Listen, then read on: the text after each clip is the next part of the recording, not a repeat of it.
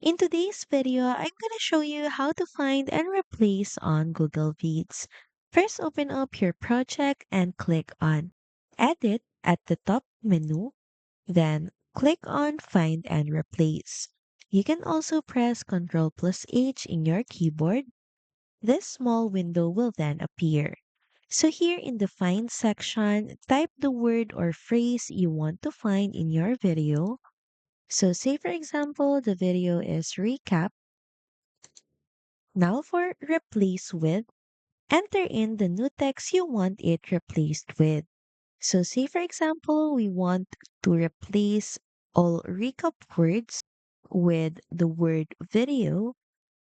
And in replacing it, you can choose to replace it one by one. So you can click on replace for that action, or you can also replace it all at once.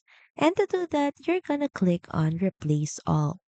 And once you click replace, Google Vids will then automatically update every instance of that text in your scenes.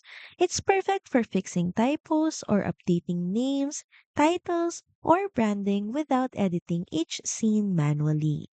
So that's pretty much it. Thank you very much for watching this video, and I'll see you again on the next one. Bye!